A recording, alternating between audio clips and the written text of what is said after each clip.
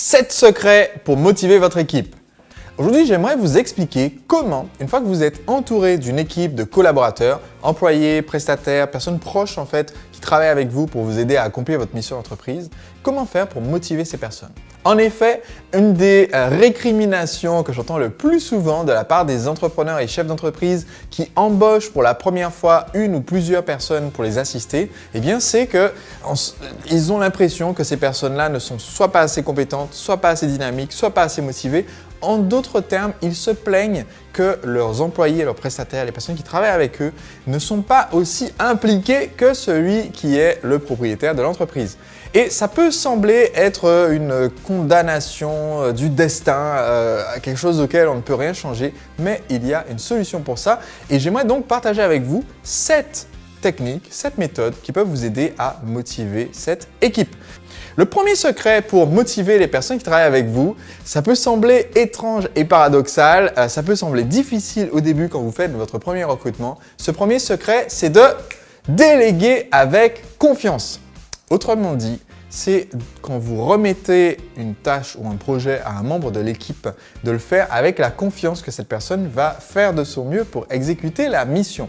Et c'est pas toujours évident. Je peux vous le dire d'expérience puisque au fil des années, en fait, j'ai travaillé avec de nombreuses personnes, aussi bien en tant qu'employé que prestataire pour faire du design, de l'organisation, etc., etc.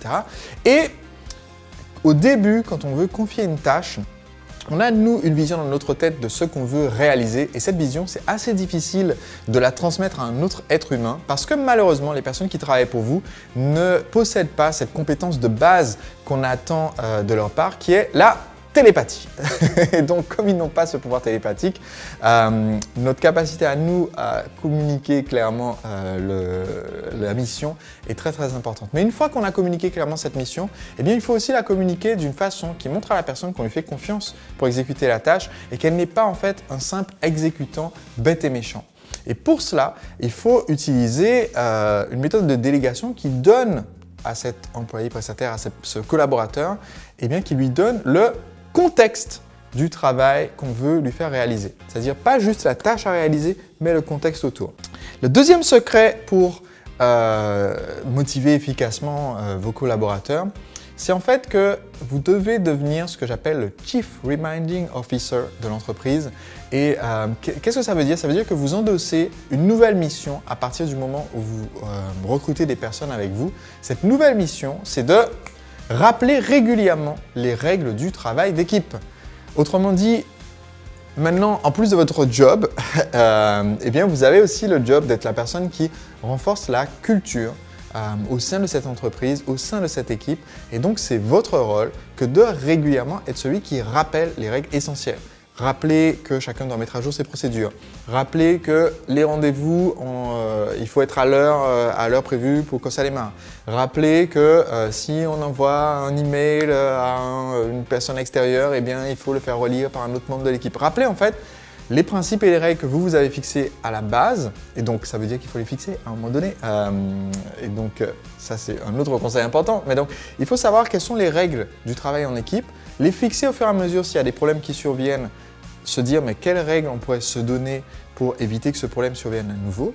Et ensuite, ça devient votre job que de régulièrement rappeler ces règles aux autres membres. Parce qu'il ne suffit pas d'avoir inventé une règle une fois pour qu'elle soit appliquée à tout jamais dans l'équipe. Au contraire, si elle n'est annoncée qu'une fois, pour les collaborateurs qui ont déjà plein de choses à faire, eh bien, ça ne deviendra pas réellement une règle gravée dans le marbre tant que vous ne l'aurez pas répété 5, 6, 7, 10 fois. Donc, voilà, faut être OK avec ça en fait, tout simplement. Donc, le troisième point, et encore une fois, si aujourd'hui vous n'êtes pas encore satisfait de la performance des personnes qui travaillent avec vous, ou si quelqu'un vient de travailler et est encore junior et commet encore pas mal d'erreurs, ce point-là peut vous sembler difficile et pourtant il est crucial. Ce point qui est essentiel pour conserver la motivation des collaborateurs dans une équipe, eh bien, c'est de les complimenter régulièrement.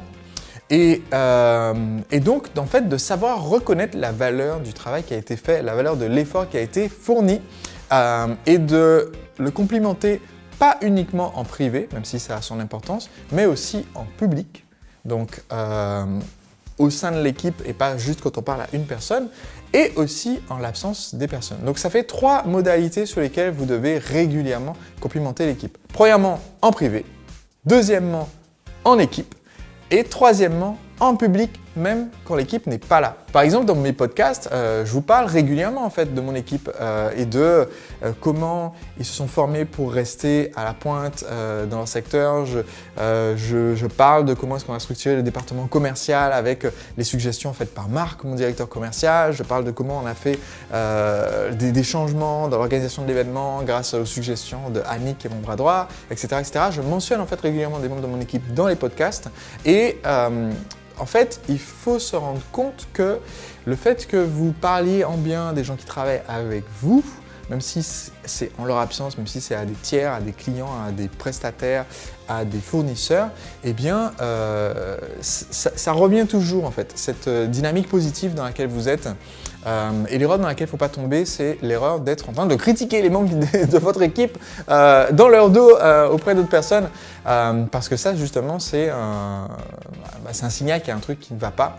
Il vaut mieux résoudre ça plutôt que d'être quelqu'un qui récrimine dans le dos des personnes. 4e technique pour entretenir la motivation de l'équipe, 4e technique, c'est échanger avec chaque membre de façon individuelle. Donc de façon régulière, en fait, faire un point d'avancement sur la performance de cette personne, sur comment est-ce qu'elle peut se former davantage, sur comment est-ce qu'elle peut améliorer sa performance, lui permettre aussi de donner des retours sur ses conditions de travail.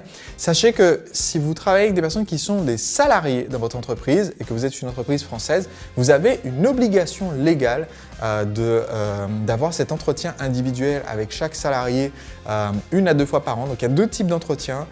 Un que vous devez faire 1 fois par an, un que vous devez faire 2 fois par an.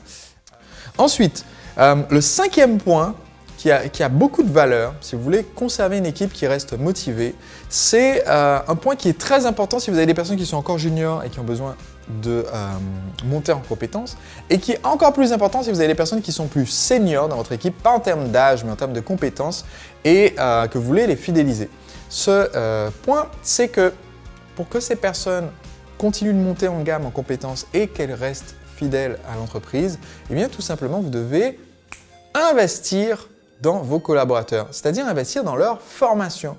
Parce que un des plus grands avantages entre guillemets en nature qu'on peut donner à un membre de l'équipe, c'est pas forcément une voiture de fonction, un téléphone de fonction ou qu'en sais-je, ou des cadeaux tangible, mais c'est aussi le fait d'investir dans la personne et de lui permettre d'accélérer son développement personnel et son développement professionnel en la formant. J'ai fait une vidéo à ce sujet pour expliquer les conseils de Thierry Marx que j'ai interviewé quand je préparais mon livre « Le secret des entrepreneurs libres » et qui expliquait en fait sa philosophie de la formation des équipes et des salariés. Donc encore une fois, le lien se trouve dans les ressources.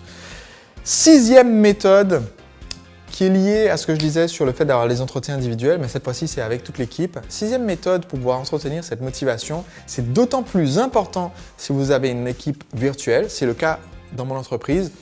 Personne ne vient travailler dans mon bureau parce que mon bureau, à l'heure où je fais cette vidéo, il est chez moi. Donc, chaque personne en fait dans mon équipe travaille de chez elle ou dans des espaces coworking. Donc, c'est très important si vous avez une équipe virtuelle. Ce que je vais dire maintenant, c'est aussi très important si vous avez une équipe qui se voit tous les jours dans un bureau, mais qui n'a pas l'occasion de discuter d'autre chose que du projet du moment. Eh bien, ce qui est important, c'est d'organiser régulièrement des rencontres. Vous organisez des rencontres de l'équipe et ces rencontres, de les faire sous la forme d'une bulle. C'est-à-dire, on n'est pas interrompu par des emails, des coups de téléphone de clients. On n'est pas en train de travailler sur les dossiers du moment. On est juste en train de réfléchir sur les façons de mieux travailler en équipe et sur notre vision pour l'entreprise à 1 an, à 5 ans. Et le fait de discuter de ces perspectives d'avenir, ça fait qu'on a l'occasion de mieux se connaître, d'avoir des conversations importantes, stratégiques et de ne pas être dans l'urgence du moment. Donc, c'est tout aussi important que vous ayez une équipe qui soit virtuelle ou une équipe qui a l'habitude de se rencontrer, travailler ensemble dans le même bureau. Et enfin, 7e secret pour maintenir la motivation des gens qui travaillent pour vous. Ce 7e secret, c'est d'éviter de surcharger les collaborateurs et c'est de leur permettre du coup de juger d'eux-mêmes leurs responsabilités et leurs tâches. Et pour cela, il y a une méthode que je recommande vivement. pour son 7e secret qui est d'éviter de surcharger les collaborateurs. Cette méthode, c'est la méthode Scrum. Et la méthode Scrum, en fait, c'est une méthode agile, une méthode de fonctionnement en équipe sur les projets qui permet en fait à chacun d'évaluer la charge de travail qu'il va pouvoir fournir au cours d'une période de temps d'un sprint. Ce qu'on appelle un sprint, c'est une période de temps qui, selon l'entreprise, dure entre une semaine et un mois. Par exemple, dans mon entreprise, on choisit de faire des sprints de 14 jours et chacun en fait détermine quel est l'ensemble des missions qu'il va effectuer au cours des 14 jours afin d'avoir en fait fourni le maximum de travail productif sur cette période et on évalue en fait à la fin des 14 jours où est-ce qu'on en est pour avancer encore sur le sprint suivant. Donc le fait en fait de permettre aux collaborateurs de fixer d'eux-mêmes le volume de projets qu'ils vont avoir sur cette période de temps, eh bien, ça permet d'éviter de les surcharger et ça augmente en fait concrètement la productivité finale parce que ça permet de mieux prioriser. J'espère que vous allez mettre en place ces techniques parce que quand vous êtes entouré d'une équipe de personnes qui sont motivées, qui sont dynamiques et qui ont le feu sacré de vous aider à accomplir la mission de votre entreprise, eh bien, il n'y a pas de meilleure sensation en tant qu'entrepreneur que de se sentir du coup un entrepreneur libre.